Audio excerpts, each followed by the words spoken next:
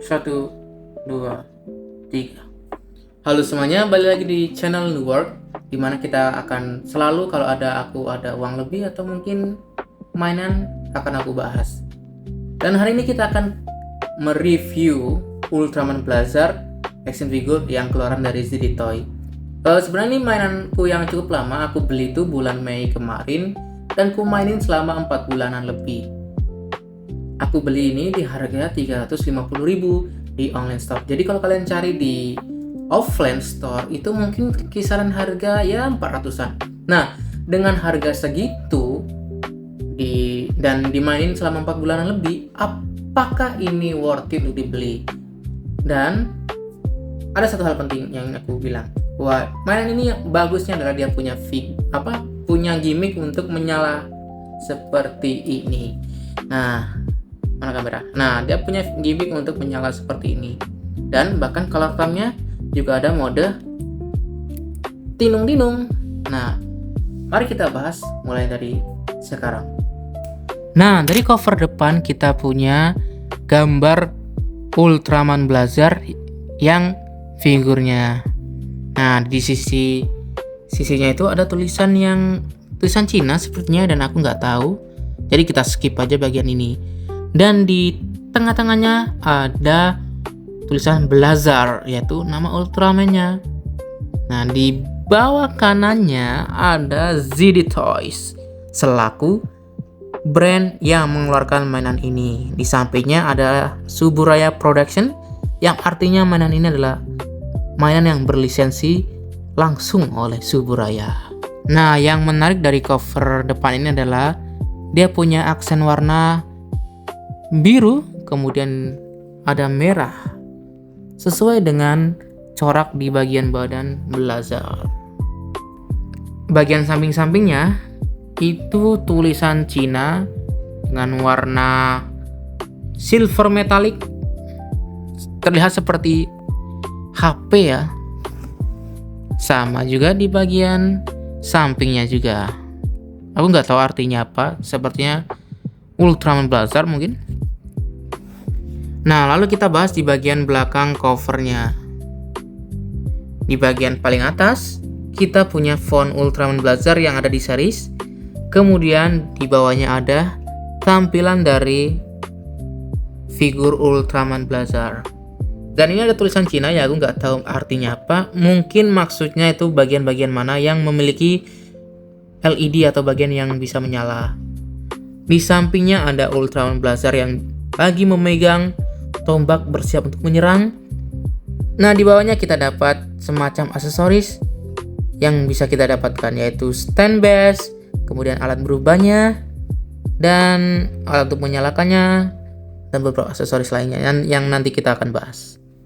Oke, itu aja untuk covernya, dan lanjut kita ke bahas figurnya.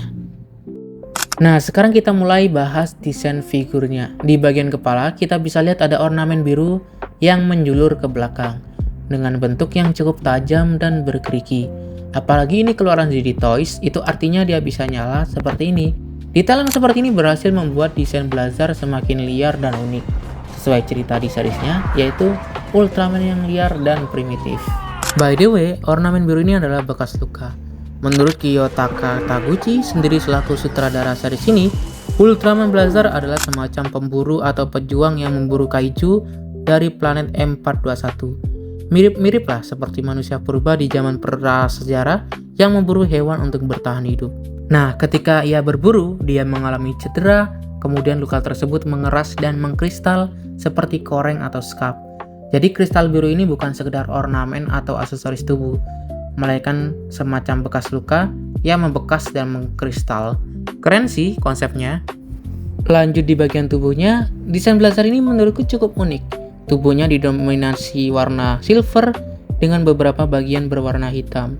Kemudian corak merah dan biru yang hanya muncul di salah satu sisi badannya. Nah, yang menarik, corak merah dan biru ini bukan sekedar corak. Menurut konsep desainnya, pola tersebut terinspirasi dari coretan atau corak pada suku-suku pemburu pada manusia. Cocok dengan latar Blazar yang seorang pejuang dan pemburu, seperti suku-suku pemburu yang mentato dan mencat tubuhnya sebagai tanda kekuatan. Kemudian kita lihat juga di bagian belakangnya. Di sepanjang punggung Blazar terdapat struktur seperti duri yang bentuknya cukup tajam dan tidak terlalu beraturan.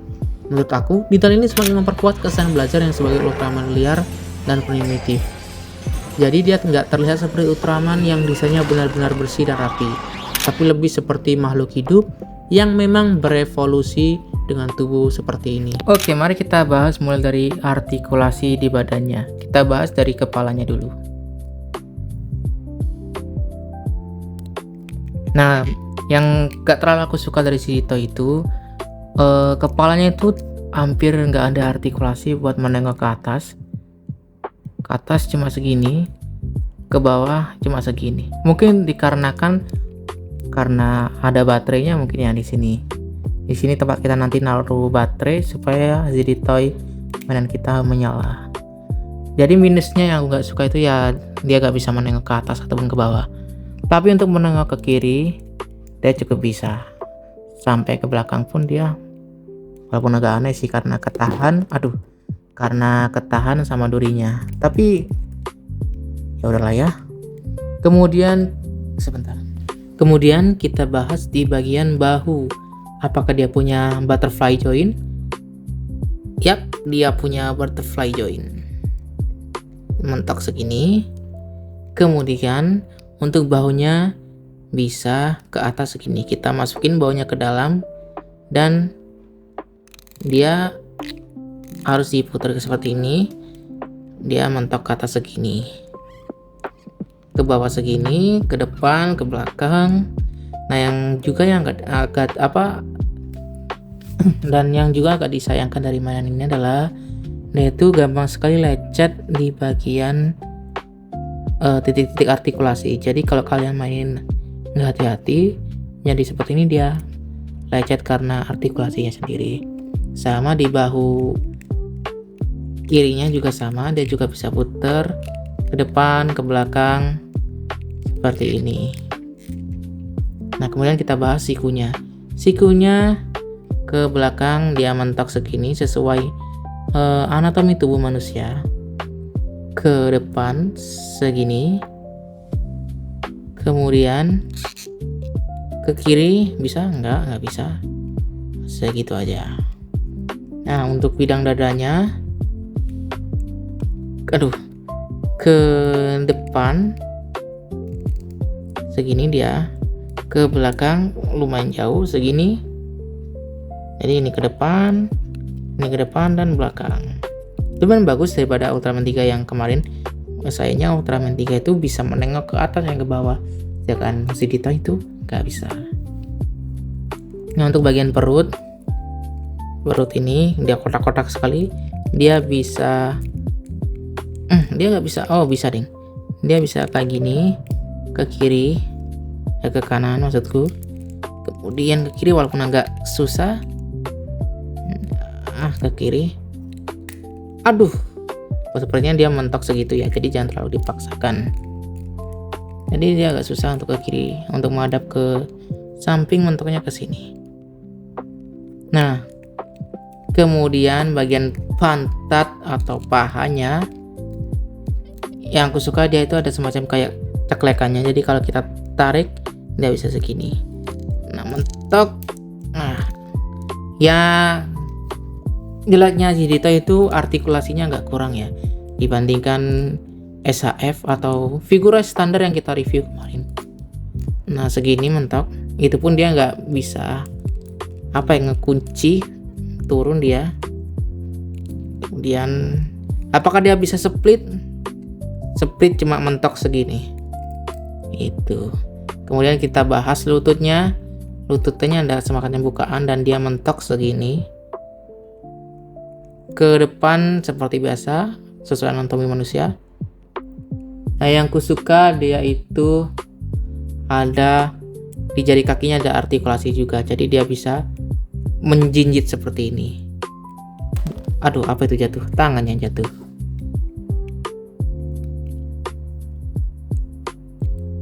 Kemudian untuk ke kiri dan ke kanan kakinya bisa ke kiri, namun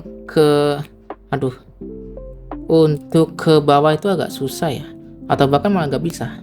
Nah, ke bawah itu nggak bisa dia masukin nekuk-nekuk ke bawah, itu segini aja dia. Kalau ke atas juga sama. Itulah ya. Untuk artikulasi yang menurutku artikulasinya agak kurang, jadi nggak terlalu bisa diposein ekstrim. Tapi di harganya cukup lah. Kemudian kita bahas aksesoris apa aja yang kita dapat. Kita dapat stand bass, dudukannya dengan aksen warna merah dan biru. Kemudian ada tanda tangan, nggak tahu tanda tangan siapa, ada Suburaya Production. Dan kita punya ini, nggak tahu tulisannya apa. Yang pasti ini adalah alat semacam magnet untuk menyalakan mainannya. Kemudian di sini kita punya alat purba blazer. Nah, untuk aksesoris tangan kita punya apa aja? Apa aja kita punya? Nah, di sini kita punya tangan yang sedang lurus seperti ini. Autofokusnya nggak susah. Seperti itu. Kemudian kita punya tangan yang sedang menganga atau seperti itu mau berdoa. Ini baru berdoa. Kemudian kita dapat part tambahan untuk lengannya yang ini nanti digunain. Nah, oh ya, ini bedanya apa? Bedanya dia itu punya lubang. Sebentar. Punya lubang. Lubangnya itu buat apa? Lubangnya itu buat cakra ini. Nah, kemudian kita punya tangan mengepal dan kita punya tangan mencengkram. Nah, tangan mencengkram ini untuk apa? Mencengkram tombaknya yang seperti ada di cover tadi. Nanti tombaknya kita satuin. Nah, seperti ini tombaknya disatuin. Itu saja untuk aksesorisnya. Sekarang kita lanjut ke pose-pose yang bisa kita dapatkan. Dia punya pose rise. Kemudian dia punya pose kode kuda. Dia punya pose untuk menembak atau melemparkan tombaknya. Keren sih. Kemudian kita punya pose yang sedang melempar cakram. Untuk pose-pose lainnya udah itu aja dulu ya, nanti kalian bisa coba-coba sendiri. Dan kita langsung ke kesimpulannya. Nah, dari semua review kita tadi barusan, kita bisa tarik satu kesimpulan. Apakah mainan ini worth it untuk dibeli? Menurutku, dengan harga segitu, kita bisa dapat mainan yang ukuran cukup besar dibandingkan SHF atau action figure Ultraman yang lainnya. Dan yang kedua, dia punya detail yang cakep, mirip seperti di seriesnya.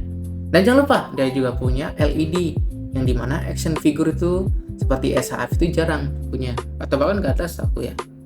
Nah, yang kedua, apalagi bagusnya, harganya terjangkau, harganya 350, dan untuk figur dengan lisensi original itu sangat terjangkau. Kita tahu SHF itu rata-rata 800 paling murah, yang tertinggi itu sejutaan lebih.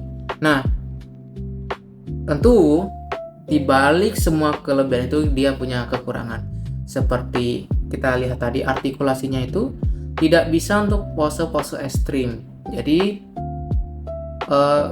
kesannya itu kayak mainan yang dipajang dan di pose ekstrim cukup susah. Dan karena ini udah 4 bulan lebih kupakai, kalian lihat sendiri itu ada bagian-bagian yang lecet atau kegores karena titik artikulasinya terus ku gerakin. Bagi kolektor itu poin minus lah, tapi bagiku aku gak terlalu mempermasalahkannya, karena bagiku aku lebih suka memainkan mainan ini daripada memajangnya. Dan justru coretan-coretan atau goresan yang ada di ini atau lecet seperti ini aku anggap itu battle damage karena bertarung atau memburu kaiju. Cukup keren sih. Jadi ya udah, itu saja untuk review kita hari ini. Menurut kalian, apakah kalian tertarik untuk membeli mainan ini? Tertarik lagi? Ku nyalain lagi. Nah, tertarik kalian harus beli. Nanti ku sediain linknya di Shopee, dan sampai jumpa di video selanjutnya.